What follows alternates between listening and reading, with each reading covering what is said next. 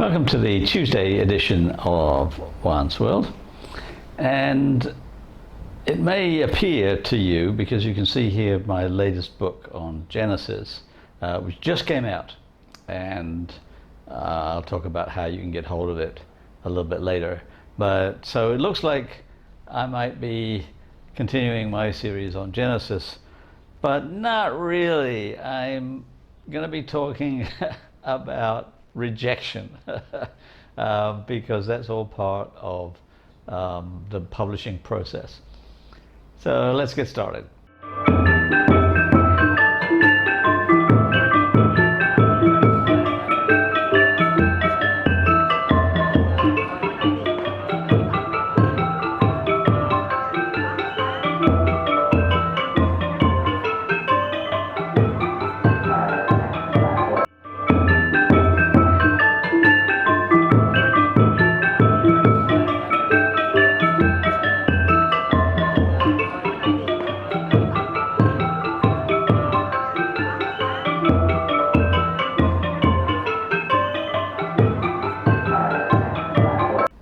So as you saw, my book on Genesis just got released in hardback, and you can get it, I think, through various Amazon outlets. That would include Amazon.com, Amazon.co.uk, and probably others. I'm not really sure, but to do that, you're going to have to pay for it, and you know, the good part of it is that you will get a hard copy that you can hold in your hands, and you can turn pages and all that kind of stuff. But it's also going to be available on what's called an ebook, which is an open source outlet, and that will be free. And I've got various other books on open source that people can get just by logging on and downloading. And so this will be available eventually on ebook, but for the moment it's only available in hard copy because the publisher wants to distribute copies to libraries and to journals and various other places.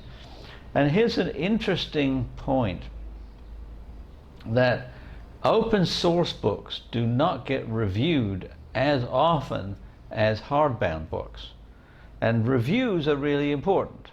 Like when I publish a book, I want to be able to go to journals such as American Anthropologist or American Ethnologist, or I've forgotten what the Royal Anthropological Institute's journal is nowadays. It used to be called Man, but I think they changed that. But anyway, these professional journals review books. You know, they pick a person out and they say, okay, can you write a review? And the review is normally a couple of pages long, and it basically says, you know, this book sucks, or this book's good, or whatever, or this book's basically good, but the author makes a mistake here, or like, and people who take the journal read the review and they say, okay, that sounds like a book that I might want to read, and they buy it. And libraries do the same. But books that are published open source don't get reviewed that way as often. And this is my sort of point number one, is I don't know why that is, because an open source book is every bit as well like peer reviewed before it gets published as a hardbound. It's the same, it's just that it's not a physical book. But there's still a gap in the academic world between like what you can get online versus what you can hold in your hands. And like that's got to change, because the bulk of academics now, including myself, but I'm an old guy, you know, like I'm 73 years old. I shouldn't I should be the dinosaur who's saying, I don't want a book holding in my hands.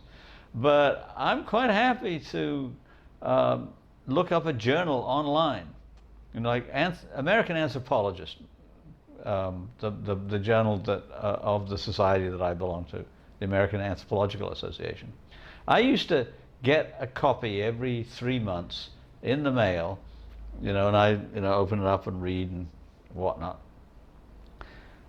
And it's a bloody nuisance. I mean, I ended up with a storage unit in Middletown, New York, near where I lived, with boxes and boxes and boxes of academic journals that I had received, and I didn't have room for them in the house. But I don't need them if I can read them online. And that's what I prefer to do. Just log in. I have to log into my university account, and then from there I can log into the journal and I can read the article, and I can download it, and if I want to quote it, I can just copy and paste into an article that I'm writing. It's all very convenient. And I know people younger than me who just can't do that, who have to have a physical copy in their hands. One of my previous editors, for this book, as it happens, for this Genesis book, the original editor, the commissioning editor, 20 years ago, still, when she needs to edit something that is sent to her, sent by email, like I used to send her my chapters for the book, she would print them out and then take a red pen and go over the various things and write notes in the margin, and then go back to her computer and type in her notes that she had written on the on the physical copy. I know a lot of people who want physical copies for some reason or other. Well, I don't. I mean, I travel the world a lot. Right now, I've been in Cambodia for rather longer than I had expected, and I do have a few books now. I have 5. Where I used to have 4,000 or 5,000 books, but I can't travel from country to country with all these books. But I can travel with a laptop, and I can read anywhere I want.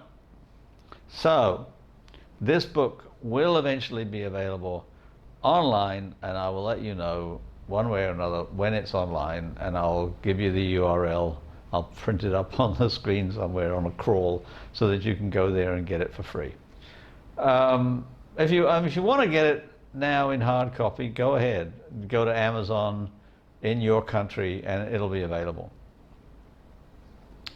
But what I really want to talk about is the process of publication involves a lot of rejection, and you just have to get used to it. And I've been writing a few books on the side whilst my son is recovering from surgery, and he and I have got a major textbook that we're working on, but he can't work on it right now, so I've been doing other things. And I've been putting together a cookbook for a long time, because I've had a blog that I've been putting the recipes on, and for the past year I've been trying to collect one each day so that I can put together a recipe for every day of the year. And I've just about finished it. The book is called An Anthropologist Cooks, Every Day of the Year. And I've sent it off to 5 publishers, and yesterday morning I got my first rejection. And it's a boilerplate rejection. They're very common. They say, thank you for your submission, Dr. Forrest. Your book is very well written, and we were really interested in it, but we don't have room in our list for it right now. We're sorry. So good luck finding a place for it. Well, I have close to 500 letters like that. I mean, I don't have them physically anymore. I don't even have them online much anymore. But I've received about somewhere in the neighborhood of 500 rejection letters. I've published let's see, I've published 12 books since my first book came out in 1988. Since then I've published 12 books. I've got 2 more that are going to be coming out this year, and then I have 2 that I'm working on, getting a publisher for. And this is one of them. It's not an academic book. It's a cookbook. So it's going to be hard to get a publisher because cookbooks are a hard sell. The cookbooks that you find most often are by what are called celebrity chefs. People like Rachel Ray or Anthony Bourdain or Mario Batali. These people that have TV shows. They can publish books very easily. If you don't have a TV show or some kind of outlet, it's very hard to get a press interested, especially a big press, because it's a lot of money. And if you've got illustrations, if you've got photographs of the recipes and so forth, it's a big expense. And they're not going to get their money back unless they can guarantee people are going to buy it. Well, if you're Alton Brown, they'll buy your books. If you're Juan Forest de Sloper, they're probably not going to. Even if you've got a blog, and I had a blog for 6 years with all my recipes on it and tales of the day, like today is the day that William the Conqueror sailed across the Channel to conquer England, and here's a recipe from Normandy, or this is the day that Darwin landed in the Galapagos Islands, and here's how to make turtle soup, or whatever. People are just not that interested. You've got to capture the publisher, and you may have to find a really small press that just where somebody just says, well, this is interesting, let's see what we can do. I got very, very close about, 6 or 7 years ago.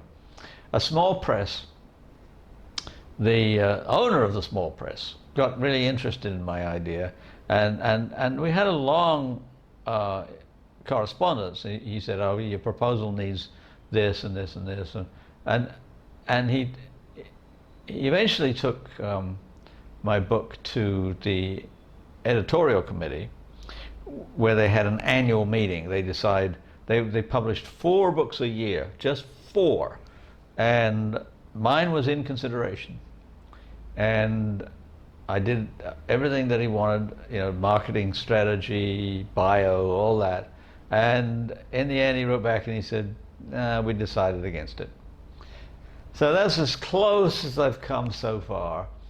But I'm back in the spirit of it again. I've sent my prospectus out to 5 presses of different sizes, and John Wiley was the one that I was most hopeful for, because I've published with a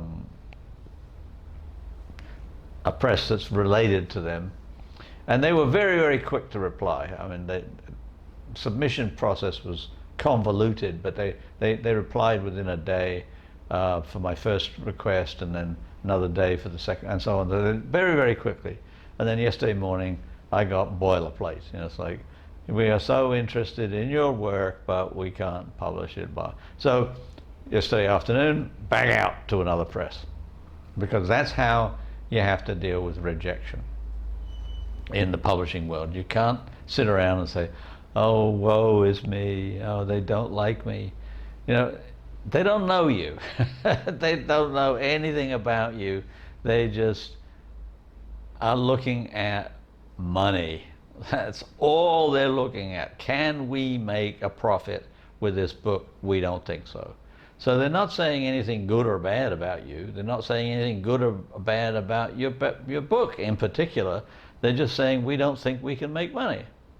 And I just have to find a press who will say, yes, we think we can make money on this book. I would say that of all the books that I've published so far, presses have not made money much, well, I'd say not much money but they've broken even. Like, you know, they've had to shell out money for paper and ink and editorial services and whatnot, computers, and they've made the money back that they've put out, but that's it. Well, that's almost good enough. Like, they if they can break even, then they'll feel okay. You know, yeah, all right. But that, you know, it's not wonderful, but we didn't lose money. we didn't end up having to sell our shirts. So that's where I'm at. I mean, I'd love it if one of my books went viral, but I don't know that they ever will, any more than my videos or or my blogs. But that's how you have to treat rejection, and it's not just in publishing; it's in life too. Since my wife died, I don't know. I think I've had 5 girlfriends, and they've all rejected me. Well, that's because we're not compatible. It's not because I'm a bad person.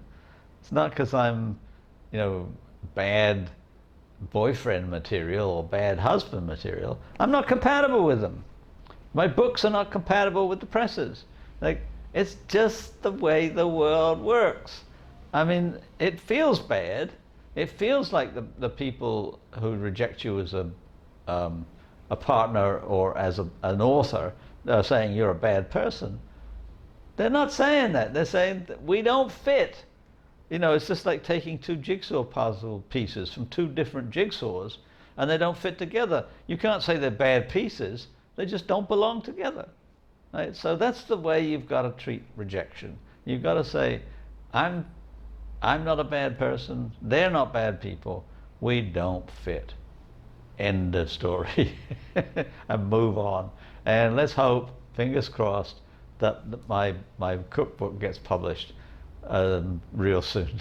So there's my lecture on rejection for the week. I hope you have a good week. I hope you will tell your friends about my videos. I hope you will like and subscribe. And I will see you on Friday. I may even do some cooking. I'm not sure. Don't know. So my son's going back into hospital tomorrow to have some extra surgery done. So can't say. Have a good week.